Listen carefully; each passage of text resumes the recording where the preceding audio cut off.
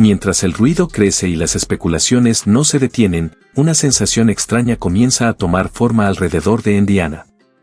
Voces en línea sugieren que pudo haberse dado una conversación privada, una de esas reuniones que nunca llegan a los titulares pero que pueden alterar el rumbo de toda una franquicia. No se habla de jugadas ni de esquemas, sino de visión, control, inversión y del activo más valioso que una organización puede tener. Nada ha sido confirmado, y precisamente ese silencio es lo que más alimenta la intriga. Este tipo de historias rara vez surge de la nada, suelen nacer de patrones que los aficionados perciben antes de poder demostrarlos, decisiones que no encajan del todo, cambios de rol sin explicación clara, una identidad de equipo que parece oscilar. En el centro de todo aparece Caitlin Clark, porque una figura de su magnitud trasciende la duela. Ella representa audiencia, boletos agotados, mercancía, ventanas nacionales de televisión y alianzas que exigen estabilidad. Cuando un valor así entra en escena, todo se transforma, los entrenadores ajustan, los ejecutivos intervienen y la directiva empieza a plantear preguntas fundamentales. Por eso la versión más comentada resulta tan impactante, no la existencia de una reunión, sino la posibilidad de que el mensaje haya sido definitivo, que la franquicia esté lista para alinearlo todo alrededor de Clark como pilar central. Si algo de esto se acerca a la realidad, muchas de las dudas recientes adquieren un significado completamente distinto. Tras el anuncio de las capitanas del All-Star y la avalancha de votos que colocó a Caitlin Clark en el centro de la conversación, el debate dejó de ser únicamente deportivo. Ya no se trata solo de quién decide o por qué, sino de cómo cambian las reglas cuando una franquicia identifica a su figura más poderosa. En ese punto, las decisiones rara vez permanecen como simples preferencias del cuerpo técnico, comienzan a moverse en el terreno estratégico, donde pesan la marca, la proyección y la estabilidad del negocio. Indiana no opera como una entidad aislada, sino dentro de una estructura mucho más amplia, respaldada por una de las familias con mayor influencia en el deporte del estado. Bajo el paraguas de Pacers Sports and Entertainment y la órbita de la familia Saman, la dinámica interna responde a realidades que van más allá de la duela, expectativas comerciales, asociaciones de marca, proyecciones de ingresos. En organizaciones guiadas por la propiedad, la autoridad no siempre necesita hacerse visible para sentirse. A veces, la voz más determinante es precisamente la menos pública. Por eso el murmullo reciente ha cobrado tanta fuerza. La percepción no es solo que la dirigencia observa, sino que ajusta cuando el impulso deja de parecer automático, cuando la euforia se enfría o los indicadores generan preguntas. Sean esas variaciones reales o pasajeras, la lógica permanece intacta, cuando el negocio detecta cambios, el baloncesto suele notarlo.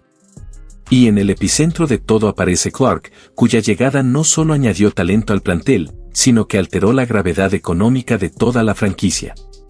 Desde ese momento, la atención alrededor de Clark dejó de ser simple cobertura mediática y se convirtió en un motor propio, impulsando boletos, transmisiones y mercancía con una intensidad que la liga rara vez experimenta. Cuando ocurre algo así, las prioridades de una organización inevitablemente se endurecen, el equipo ya no se mide solo por victorias o derrotas, sino por su capacidad de capitalizar una oportunidad generacional. Bajo esa lógica, cualquier intervención desde los niveles más altos no resultaría sorprendente, sino casi inevitable. Indiana no solo recibió a una estrella, heredó un reflector permanente. Durante un tiempo, la narrativa del baloncesto en el estado pareció invertirse por completo, el FEBER dejó de ser contexto y pasó a dominar la conversación, con Clark como fuerza central. Su estilo, alcance profundo, ejecución instantánea, tiros que se repiten en pantallas y patios, no solo produce puntos, produce audiencia. Cada lanzamiento lejano no impacta únicamente el marcador, sino la percepción del espectáculo. Sin embargo, algo empezó a sentirse distinto. La ofensiva adoptó un ritmo más contenido, el juego pareció más medido, los momentos de alto riesgo disminuyeron. Para algunos, fue evolución. Para otros, una restricción silenciosa sobre la faceta más electrizante del equipo. Y ahí surgieron las preguntas, persistentes y difíciles de ignorar. ¿Por qué se ve más difícil que juegue con libertad? ¿Por qué el ritmo parece más lento? Porque da la impresión de que el sistema le exige adaptarse en lugar de potenciar lo que la hace única. Cuando esa sensación se instala entre los aficionados, es razonable pensar que no solo el público lo percibe. Si la narrativa externa comenzaba a cambiar, también era lógico imaginar que los observadores del lado empresarial, siempre atentos a la energía del producto, estuvieran registrando las mismas señales. Bajo esa lectura, la filosofía de Stephanie White siempre ha girado en torno al control, la estructura y la cohesión colectiva. Sus equipos suelen reflejar orden, spacing claro, responsabilidades compartidas y un énfasis constante en que el balón y las decisiones fluyan dentro de un marco definido. Ese enfoque tiene virtudes evidentes, eleva la consistencia, reduce errores costosos y puede transformar a un plantel en una unidad más estable. Pero toda estructura conlleva un costo potencial.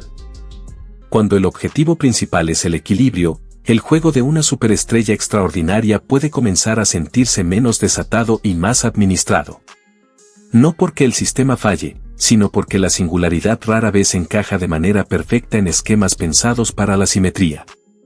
Clark, en ciertos tramos, empezó a parecer más directora que fuerza disruptiva, más organizadora que detonante. Y aunque la competitividad del equipo mostró señales de progreso, algo que en cualquier contexto deportivo es crucial, la tensión de fondo nunca desapareció del todo. Ganar partidos y maximizar el atractivo del espectáculo no siempre empujan en la misma dirección. En una franquicia donde una sola figura altera ambas ecuaciones, la pregunta estratégica se vuelve inevitable: priorizar la pureza del sistema o amplificar los momentos que definen la experiencia del público. Paralelamente, la conversación externa comenzó, según algunos observadores, a enfriarse ligeramente. Menos jugadas virales, menos ruido nacional, una sensación más contenida alrededor del producto. En el deporte profesional, cualquier variación en la energía percibida activa alertas en el plano empresarial, donde cada cambio se traduce en proyecciones, métricas e inquietudes. De ahí surge la especulación más repetida en espacios digitales y podcast, la posibilidad de que se hubiera convocado una reunión de alto nivel entre la entrenadora y la cúpula directiva, con nombres ejecutivos circulando en la discusión pública.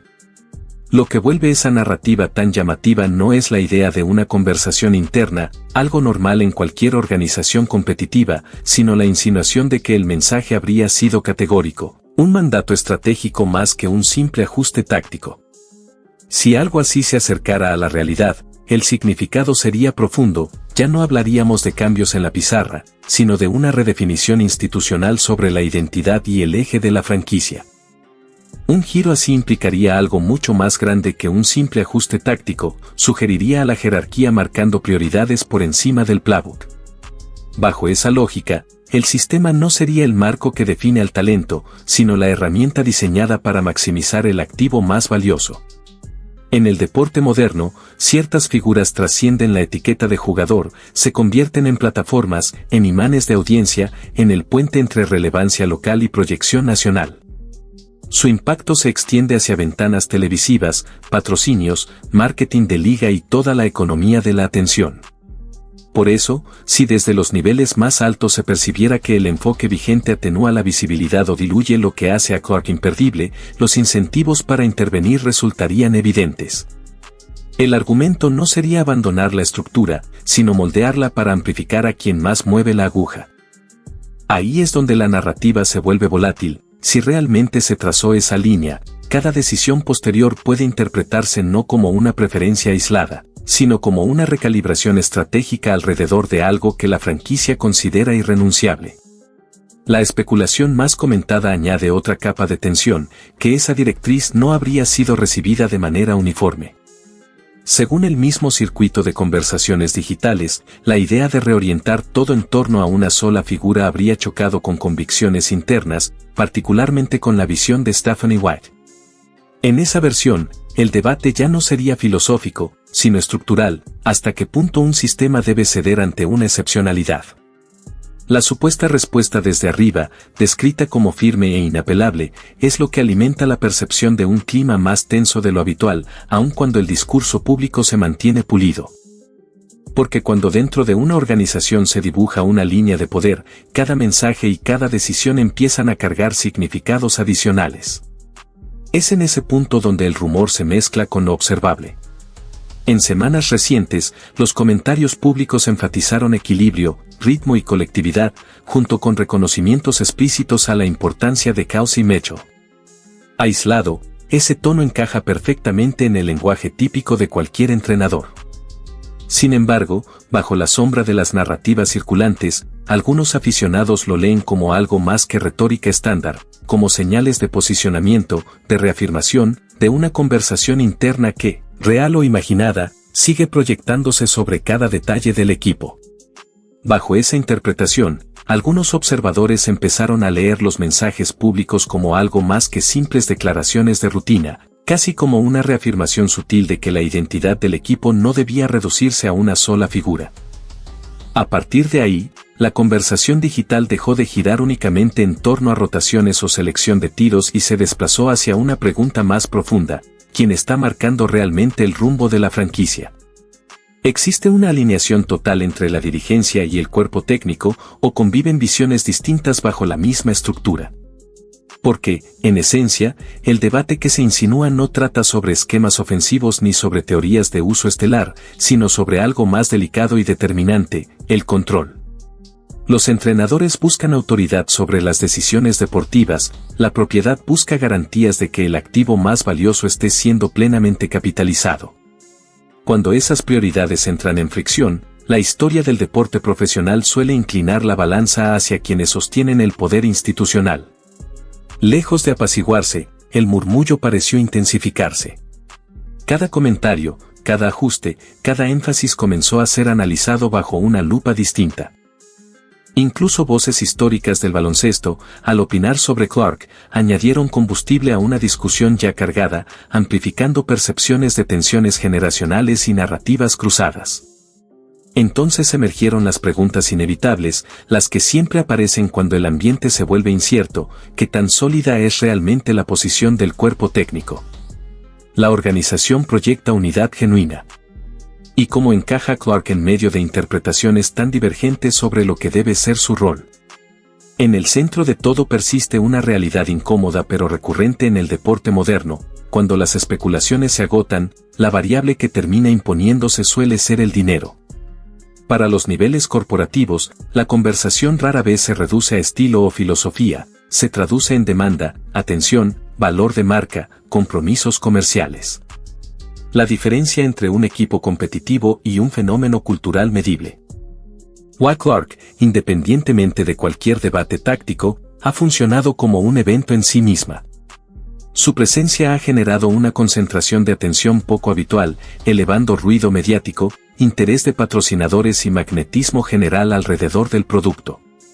Cuando su juego se percibe dinámico, agresivo y libre, el ecosistema entero se intensifica, crece la conversación, se amplifica la audiencia, se fortalece el impulso. Cuando esa energía parece atenuarse, el impacto no solo es emocional o narrativo, aparece en el lenguaje que la dirigencia empresarial comprende con mayor claridad: tracción, visibilidad y momentum.